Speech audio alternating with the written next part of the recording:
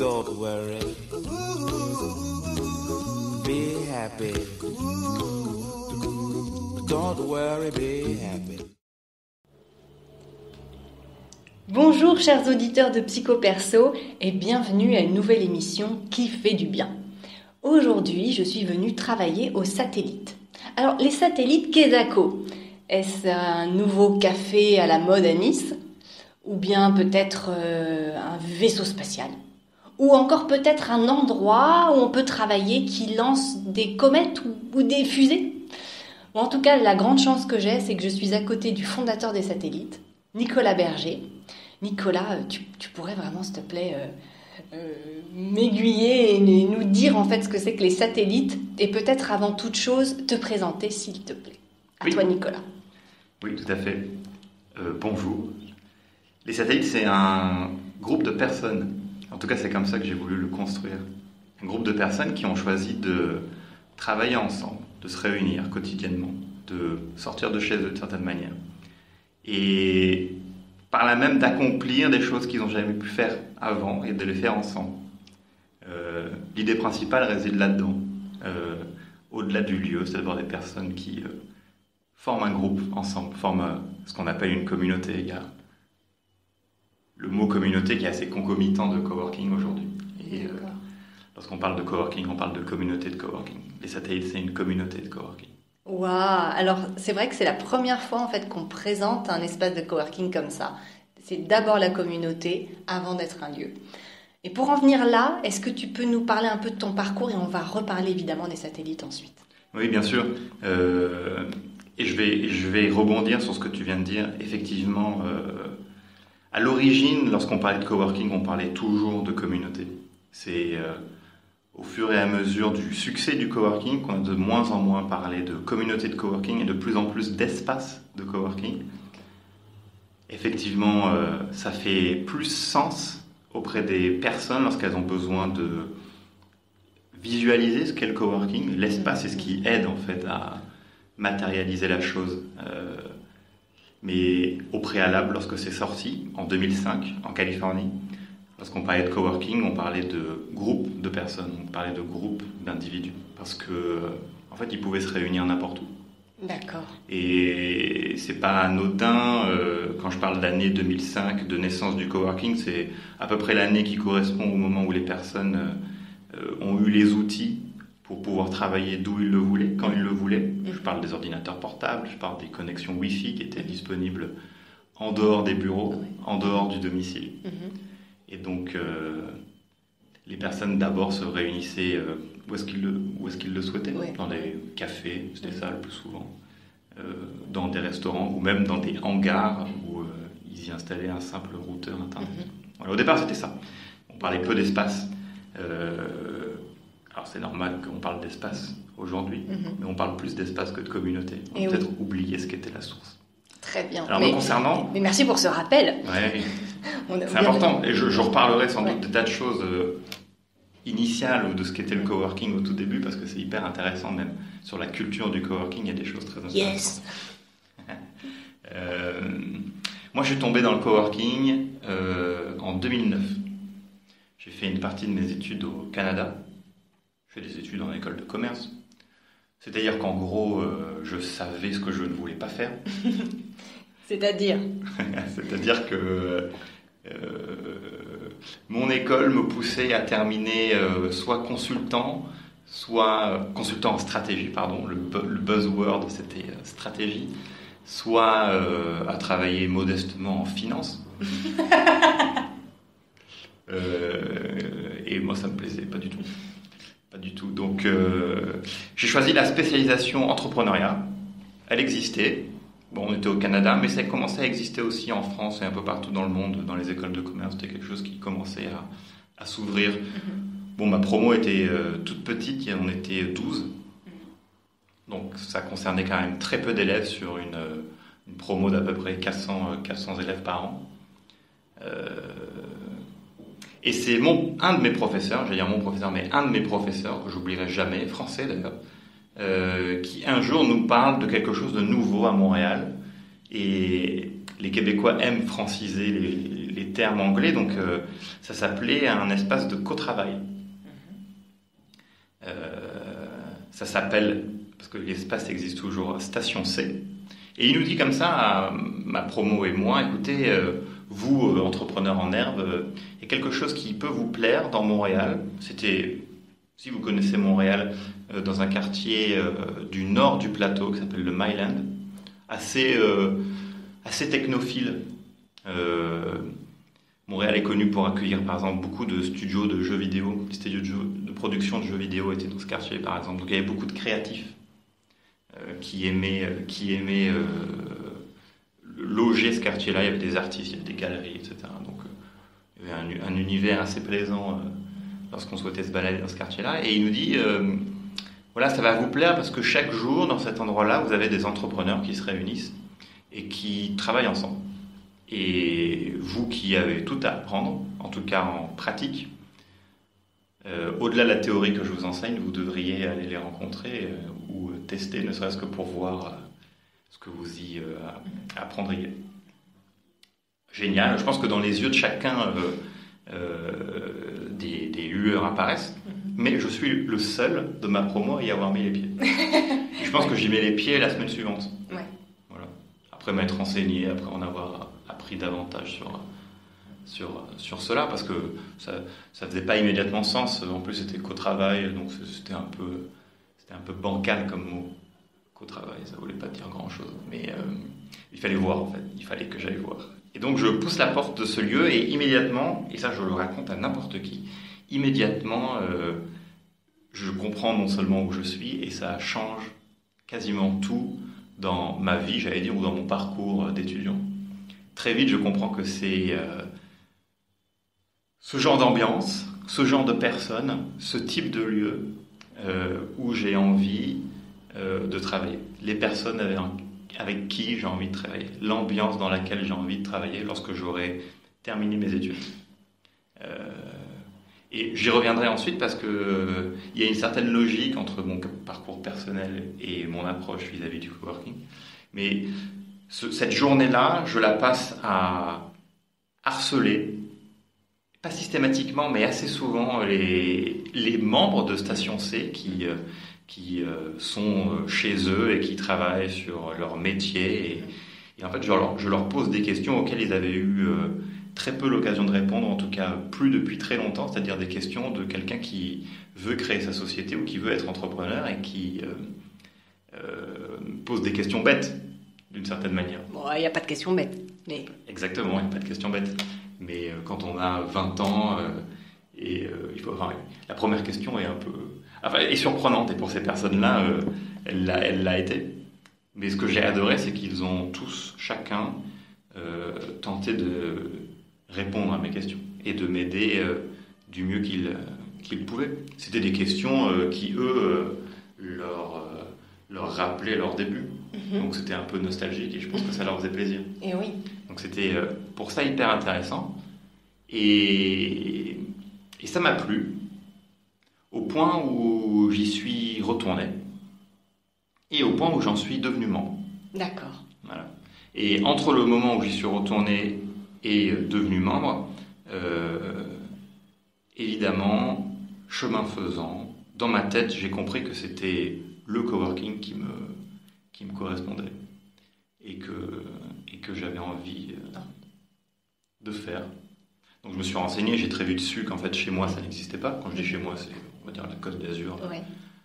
Au sens le plus large. Qu'il y en avait très peu en France. En 2009, il n'y en avait qu'un seul. Et encore à l'époque, il n'était pas vraiment connu comme espace de coworking, mais c'était la cantine Il à était Paris. À Paris. Voilà, dans le quartier du Sentier, près de la Bourse. Lieu extrêmement connu par les pionniers du coworking en France, parce qu'il a un peu joué le rôle de phare Ouais. en France pendant très longtemps. Il a ouvert en 2008 en fait. Donc pendant très longtemps, il a été le seul. Et c'était pas non plus vraiment un espace de coworking. C'était un lieu qui était plus ouvert à accueillir les personnes qui avaient besoin d'une connexion internet en tout temps. Qui n'est pas le coworking tel que les premières personnes qui l'ont nommé ont voulu faire. Voilà, c'était faire autre chose que juste se poser à un endroit et utiliser une connexion Internet. Parce qu'on n'inventait rien, parce qu'on créait rien, on ne créait pas forcément de la valeur, et parce que aussi c'était pas forcément ce dont les personnes avaient besoin sur le long terme. Alors du coup, tu rentres en France, tu termines tes études. Je termine mes études, il y a beaucoup de choses qui se passent avant que je rentre en France, mais je termine mes études en me concentrant à présent sur le coworking, mon projet de fin d'études, et donc le coworking, mon mémoire est sur le coworking. Et comme il en existait très peu en France, je m'inspire et me renseigne davantage sur ce qu'il existe aux États-Unis. D'accord. Puisque c'est de là d'où ça vient, et que les premiers lieux qui émergent ou qui ont un certain succès, ou en tout cas qui arrivent à inspirer les gens comme moi, venaient des États-Unis. Pour moi, ils venaient de 3 villes bien distinctes, Seattle, New York et Philadelphie, respectivement Suzanne, je vais donner le prénom uniquement, Tony et Alex. D'accord. Et leurs espaces respectivement Office Nomade, New Work City et Indie Hall. J'en ai jamais autant appris sur le coworking grâce à toi, c'est génial.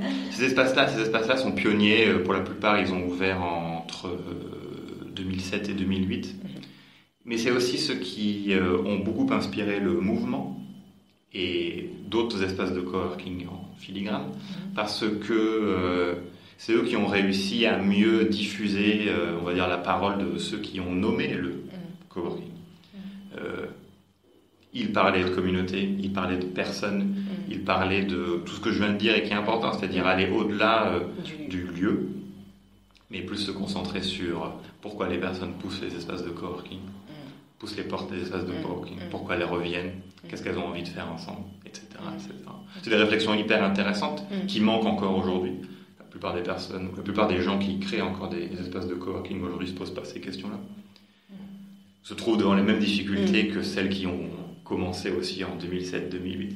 Bon, mais enfin, ça reste bien diffusé quand même.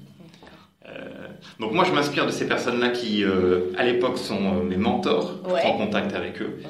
À nouveau, je leur pose énormément de questions. En tout cas, c'est comme ça que j'essaie d'apprendre. Et eux, ils répondent, ayant été dans ma situation avant cela.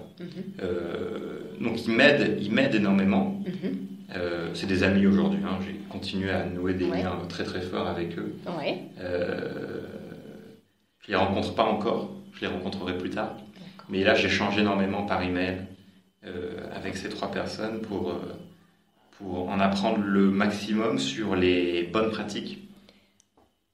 Donc je reviens, en gros je termine mes études, je reviens en France en janvier 2011. Avec ton projet ? Avec mon projet, exact. Avec précisément ce que je dois faire. Et les satellites, l'espace, ouvre en décembre 2011. Alors j'ai vraiment envie de rebondir sur ce nom. Comment tu as trouvé ce nom ? Les satellites, exact. Bonne question. Enfant, j'ai été passionné d'astronomie. Ok. Voilà. Ensuite, j'ai eu étudiant un blog qui s'appelait Les Satellites. D'accord. C'était un blog sur la mobilité. Alors la mobilité au sens le plus large possible, c'est-à-dire tout ce qui bouge.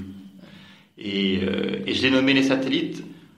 Bon, d'une part parce que évidemment j'étais fan d'astronomie, mais aussi, et ça nous remonte à nos cours de physique. Si vous vous rappelez, mais il y a une loi qui s'appelle tiens, comment elle s'appelle ? Ça m'échappe à présent. Une loi sur la gravité, en fait. La loi gravitationnelle, voilà, tout simplement. La loi gravitationnelle qui dit que, en gros, quand 2 corps célestes se rencontrent dans l'espace, alors ils sont obligatoirement amenés à se rencontrer à nouveau dans le futur. Parce qu'une force gravitationnelle, une fois qu'ils se sont rencontrés, se crée entre eux et les lie à jamais. Voilà. On connaît ça évidemment avec la Lune et la Terre, on connaît ça avec le système solaire. Et tous les corps célestes, en gros, qui gravitent autour d'un autre, ont une force qui les lie ensemble parce qu'ils se sont rencontrés à un moment, une fois. Voilà. De manière très vulgaire et très sommaire. Oui. Voilà. Mais Et- c'est très bien comme ça. Et ce qui m'a plu là-dessus, c'est que je me suis dit que ça pouvait très bien être déplacé chez les humains. Oui, parce que j'allais te dire, tu parles des satellites vraiment par rapport au mouvement Oui. et à cette loi gravitationnelle qui fait que quand on s'est rencontré une fois, on va se rencontrer à nouveau. Mais comment tu l'appliques au coworking? Exact. Pour les êtres humains, pour les personnes, en rajoutant un petit peu d'intention, j'y ai vu le même mouvement. Donc voilà ce qui me plaisait dans cette explication que j'ai très longtemps gardée pour moi. J'expliquais avant juste que j'étais fan d'astronomie, que le nom est venu comme ça. Mais Waouh, cette donc, explication est hyper intéressante ouais. et explique vachement bien ce qu'est le coworking également. J'ajoute le côté intentionnel parce que le coworking c'est cela, c'est intentionnel également. Il faut choisir de pousser la porte d'un lieu, il faut choisir de s'adresser à d'autres personnes, il faut choisir de presque se mettre en difficulté en sortant de chez soi, en se confrontant aux autres. Mais après tout, c'est ce qu'on aime. Là, je parle des premières personnes qui ont poussé la porte des satellites, c'était cette idée d'intention. Donc voilà ce qui lie le mot satellite avec le coworking en tant que tel. Alors du coup, tu disais les satellites a été créé en 2011. c'est ça? Décembre 2011. Décembre exact. 2011, nous sommes aujourd'hui en toute fin août 2017. Oui. Que s'est-il passé en 6 ans? Je peux même revenir sur ce qui s'est passé en fait Oui. entre janvier 2011, le moment Oui. où je reviens en France, et Oui. décembre 2011, où Dis-nous. en fait, et c'était l'une des bonnes pratiques que j'avais apprises et que je devais appliquer, et qui était en fait d'abord bâtir la communauté des satellites, Avant de trouver l'espace. avant de trouver l'espace. Voilà pourquoi quand je dis les satellites, je Ouais. précise toujours l'espace Oui. qui a été créé après la communauté, parce qu'en fait la communauté les satellites a été créée d'abord. Mais alors comment tu as fait pour créer une communauté? Une Voilà. communauté, tu l'as créée du coup sur quels critères? D'abord et avant tout, il fallait que je parle de ce que j'avais envie de faire, de ce que j'avais envie de créer. C'est comme ça que je t'ai connu, à un atelier. Sans doute, oui. Un atelier chez Aïda, Ok, ouais, à l'hôtel Hi. ok, exact. Bon, ce que je savais, c'était que en gros, le coworking allait plaire au préalable à des personnes qui, comme moi, ne se satisfaisaient pas de travailler seul chez elles et avaient envie, de temps à autre, de rencontrer d'autres personnes qui, par leur parcours entrepreneurial, avaient besoin d'échanger, de partager sur principalement leurs pratiques et leur expérience. Voilà ce que, en tant qu'indépendant, entrepreneur, on peut s'apporter les uns les autres. On a des métiers qui sont différents, mais en termes de pratique ou d'expérience, on passe plus ou moins par les mêmes étapes. Donc si on peut apprendre des autres plus rapidement, alors autant le faire. Ce que j'ai fait donc, c'est ce que font énormément de gens encore aujourd'hui, c'est-à-dire sortir et aller à des rendez-vous où il y a d'autres entrepreneurs, d'autres indépendants. Et c'est le cas toujours aujourd'hui. Il y a énormément de rendez-vous de ce cas-là sur la Côte d'Azur. Énormément. À Cannes, à Sophia Antipolis, à Nice, etc. Donc, que ce soit sous la forme de café, d'apéro, de déjeuner. J'essayais d'y aller, de rencontrer des personnes qui entraient dans une idée que j'avais du probable potentiellement des satellites. Oui. Et au départ, j'exprimais mon idée, j'exprimais ce que j'avais envie de créer, pourquoi j'avais envie de créer ça. Et très rapidement, en fait, j'ai eu beaucoup de... Mais moi aussi. C'est exactement ce que je vis.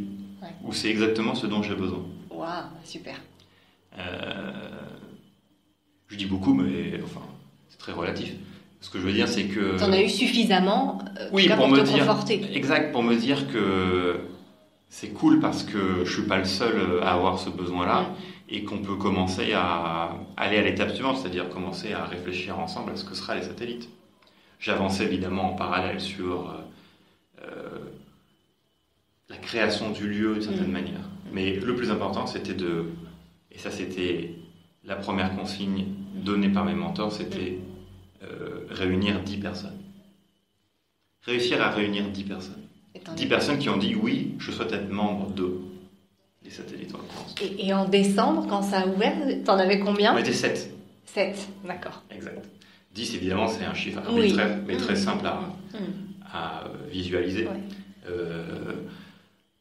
Sachant qu'en plus, au fur et à mesure de l'année et des rendez-vous qu'on a eus, etc., on a dépassé le nombre 10, puis on était un peu moins. Enfin, il a beaucoup fluctué. Les personnes se sont renseignées. J'en ai vu certaines venir au début, puis ne plus venir du tout, puis revenir après une fois que les satellites étaient créés, et d'autres par divers scénarios. Donc ça, c'est tout à fait normal. C'est la vie. Exactement. Mais voilà, lorsqu'on ouvre les satellites, l'espace, nous sommes 7, et ça change tout. Voilà pourquoi j'ai fait cette introduction, on va dire, pendant 11 mois. Ça change tout parce que le jour où on ouvre les satellites, le coworking a déjà lieu. Voilà. Et je le dis parce que le coworking, c'est un verbe en anglais. Et ça, les Anglais le comprennent mieux que les Français, évidemment, parce que c'est leur langue. Mais coworking, c'est un verbe, c'est-à-dire que on dirait on cowork. J'allais dire on fait du coworking. Et le coworking ne peut pas être juste un lieu, juste quelque chose de matériel qu'on montre. Voilà pourquoi lorsque les premiers visiteurs poussaient la porte des satellites, curieux, ils pouvaient voir ce que je leur racontais. Parce qu'il y avait déjà des personnes qui faisaient du coworking. Il y avait déjà des personnes qui étaient membres des satellites. Et voilà la différence avec des lieux qui s'ouvrent aujourd'hui, qui n'ont pas fait ce travail au préalable de création de communauté, et qui, lorsqu'ils présentent pour la toute première fois à quelqu'un leur lieu, leur montrent un bureau qui est vide en fait. Voilà. Et c'est certain, je dis pas que c'était évident, je dis c'est certain que ça fait toute la différence. Voilà. Est-ce que tu me permets de raconter une petite anecdote? Oui. Moi, j'ai visité 6 espaces de coworking à Nice et j'en ai testé 4. Et c'est un ami que je peux citer, c'est Simon Crane, qui m'avait dit « Mais qu'est-ce que tu cherches ?»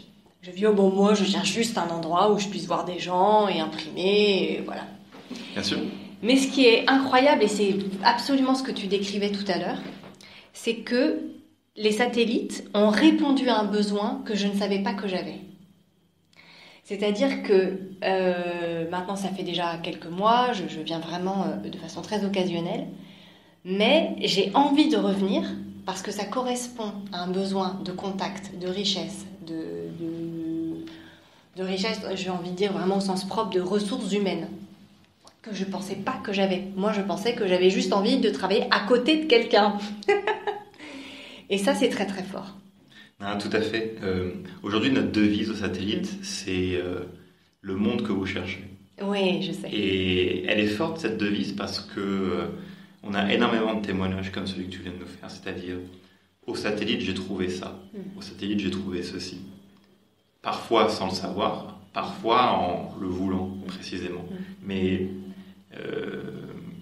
en poussant la porte des satellites, des personnes viennent chercher quelque chose et elles le trouvent assez souvent. Et c'est hyper important. Alors ce quelque chose peut être des idéaux. C'est un peu le double sens du mot monde en français. C'est un idéal de vie, mais également des personnes. Alors ça allait très bien. Ça allait très bien dans ce qu'on fait parce que on partage des valeurs, on partage des envies, des buts, et puis on est également de manière plus terre à terre des personnes qui chaque jour communiquent, partagent, échangent, collaborent. Donc voilà, c'est important ça. Alors, est-ce que tu pourrais nous dire, par exemple, si tu veux bien, quelle est un peu l'actu des satellites? Oui. Vas-y, voilà, c'est parti. L'actu des satellites, c'est une question très difficile parce qu'elle est changeante, elle est en mouvement constant, et parce qu'elle est évidemment liée aux actus des uns et des autres.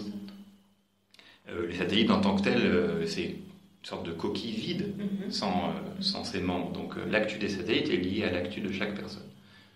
Bien entendu, il y a quand même une vie générale des satellites. Et là, si vous voulez, on est à la fin des vacances d'été, et la rentrée est quelque chose de presque sacré en France. tout cas qu'on sacralise énormément. On parle toujours de la rentrée, c'est une étape importante dans l'année, donc nous aussi on a notre rentrée. Alors qu'est-ce qu'on fait à la rentrée des satellites? Eh bien, cette année, pour la première fois, on va faire une beach party. D'accord. Parce qu'en fait, ce qu'on aime bien... Une fête à la plage. Hein. Une fête à la plage. Exact. Ouais. Comme diraient les Québécois. Voilà, c'est ça. Une fête à la plage. Ouais. En fait, ce qu'on aime bien, ce que les personnes des satellites aiment bien, mais je pense que c'est le cas aussi dans tout espace de coworking digne de ce nom, c'est que elles aiment se réunir, mais se réunir parfois au-delà du cadre du travail, pour nouer d'autres liens. Des liens qu'elles n'ont pas le temps de créer lorsqu'elles poussent la porte des satellites. Travailler. Exactement. Oui, parce qu'on bosse, hein, ça part comme ça, mais si. Et oui. Ouais. Mais aussi avoir l'opportunité de rencontrer davantage de monde. Oui. Parce que assez souvent, un espace de coworking réunit un groupe de personnes bien plus grand que celui qu'il peut accueillir chaque jour. D'accord. Pour nous, si vous voulez, on a 40 bureaux dans notre espace aujourd'hui et il y a 150 membres satellites. Donc on ne peut pas accueillir tout le monde tous les jours. Ouais. Et le hasard fait que tout le monde ne peut pas forcément se voir tout le temps. Ouais. Pour autant, on a des tas d'outils en ligne qui font que les uns et les autres peuvent discuter ensemble, mais c'est toujours mieux de se voir. Donc on essaie de faire régulièrement ce type d'événement, assez gros donc, pour que tout le monde puisse se voir, tout le monde puisse se réunir. Et cet événement-là ne déroge pas à la règle, ça va être la bonne occasion pour se revoir tous. Donc ça, c'est une chose. Mais tu parlais donc, tu disais que l'actu était forcément changeante, fluctuante, en fonction de l'actualité des autres membres. Mais qu'est-ce qu'il y a comme type d'événement récurrent qu'on peut trouver au satellite? Oui, on a des rituels, on a des événements qui sont rythmés. Je pense que ça aussi c'est important parce que ça fait partie de la vie d'une organisation, d'une société, quelle qu'elle soit. Donc on insiste beaucoup là-dessus. On nomme des événements, on leur donne un rythme. Oui. Certains sont hebdomadaires, certains sont mensuels. Alors qu'est-ce que c'est par exemple? On a par exemple, et celui-ci c'est le plus commun, on a un événement où les personnes vont venir présenter quelque chose. Présenter ce qu'elles font, se présenter elles-mêmes, présenter leurs nouveaux projets. Assez souvent, puisque les personnes y assistent, c'est interactif, c'est-à-dire qu'on peut recevoir, bien entendu, du feedback, et certains d'ailleurs le font pour ça. Et cet événement s'appelle le Zoom. Donc il dit ce qu'il veut dire, c'est-à-dire qu'on fait un focus sur une personne, sur son activité, sur ce qu'elle a envie de nous présenter. Généralement, ça dure 1 heure, c'est entre midi et 2.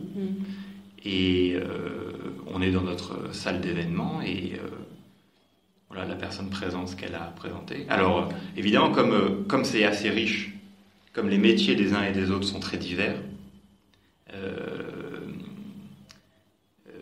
on a toutes sortes de Zoom. Sur, j'allais dire tout et n'importe quoi, mais vraiment sur tout. Et je garde le tout, en fait. D'accord. Et c'est hyper intéressant. Et voilà, ce type d'événement se multiplie par la diversité des membres présents, de leur métier, pour juste vulgariser, mais également de leur passion. Oui. Voilà, il y a d'autres événements qui ont lieu parce que des personnes ont décidé de les faire, et parce que ça en est leur passion, c'est ce qui les anime. On a un club photo, par exemple, qui se réunit et qui fait des sorties photos. On a un club cinéma qui se réunit aussi au satellite et qui fait des projections. Celui qui est à la tête de ce club, par exemple, est cinéaste. D'accord. On a un club de lecture, parce que les personnes qui se réunissent sont des fans de littérature, etc. etc. L'idée des événements au satellite, c'est que pour la majorité, c'est les membres des satellites qui en sont à l'initiative, toujours. Alors, qui est-ce qui a eu l'idée de l'English Breakfast? Exact. Le mercredi matin. L'English Breakfast, chaque mercredi matin, est donc un petit déjeuner en anglais, comme diraient les Québécois, et qui est à l'initiative de Anne et alors on les nomme l'équipe Opéra. On a quatre énergumènes qui travaillent chez le navigateur mondialement connu Opéra et qui viennent de toute l'Europe, puisque nous avons un Français, mais un Néerlandais, un Polonais et un Italien, qui travaillent tous dans la même boîte à Nice. et qui sont à l'initiative de cela, voilà, également, pour améliorer l'anglais des Français qui est, comme vous le savez, très mauvais. Très mauvais. Et puis manger des œufs brouillés. Voilà, et manger anglais aussi, parce que du coup, pas d'English breakfast sans nourriture anglaise. D'accord. Donc Donc, tout à fait. Oui. Le Zoom, les 3 clubs, l'English breakfast, un petit dernier. Un petit dernier, un que j'aime bien, c'est les agitateurs. Ouais, vas-y, parle-nous des agitateurs. Chaque mois. Là, c'est au-delà du Zoom, c'est surtout lorsque on rencontre dans nos vies des challenges professionnels. Ça arrive à tout le monde. Et voilà ce qui est intéressant quand je parlais de se confronter à autrui. Voilà l'événement où en fait on se met peut-être le plus en péril. On annonce clairement en fait quel challenge on fait face actuellement et on demande l'aide des autres qu'on obtient en fait. Génial. Mais pour ça on le sait parce que on sait où on est, on sait auprès de qui on est. Mais il est assez bien organisé pour qu'en fait une personne qui souhaite être secouée, agitée, voilà pourquoi on a appelé ça les agitateurs, puisse obtenir les réponses et l'aide qu'elle souhaite. Voilà. C'est bien préparé en amont pour que ce soit clair lors de la séance en tant que telle. Et les personnes qui viennent à la séance savent quel est en gros leur rôle. Mais voilà, cet événement qui lui est mensuel vise à apporter des réponses bien précises à un problème ou à un challenge bien précis. D'accord. Donc ça nous fait une communauté, des événements qui rythment la vie de cette communauté. On n'a pas parlé de l'espace parce qu'on n'a plus beaucoup de temps. Un grand espace de 150 mètres carrés. Non, 300. 350 mètres carrés. 350 mètres carrés. L'adresse ? À notre image. L'adresse, c'est le 15 avenue Georges Clemenceau. Ok. Est-ce que pour terminer, tu voudrais peut-être nous donner l'adresse du site et puis voilà, pour faciliter en fait la venue d'autres futurs nouveaux membres des satellites. Il y a plein d'informations utiles sur le site pour expliquer nous notre vision, notre but dans ce qu'on fait à travers les satellites. Donc vous pouvez aller déchiffrer tout cela sur lessatellites.fr. Aussi simplement que ça. Et vous aurez des tas d'informations, vous aurez même le visage de qui sont les satellites. Oui, parce qu'il y a un superbe annuaire des membres qui ont répondu à quelques questions via une petite interview. Exact. Donc tu te prêtes à l'exercice pour toute autre chose aujourd'hui. Donc l'annuaire des membres, les types d'abonnements, l'adresse, comment contacter les satellites, etc. Tout à fait. Un petit mot de la fin, Nico ? Merci. Merci Vanessa, on a parlé de ce qui était humain dans le coworking et c'est le plus important. Bah, super. Après, il faut pousser la porte. Il faut pousser la porte pour trouver le monde que vous cherchez. Exactement. Merci chers auditeurs de Psycho Perso de nous avoir écoutés. À bientôt pour une nouvelle émission qui fait du bien. Merci Nicolas. Merci.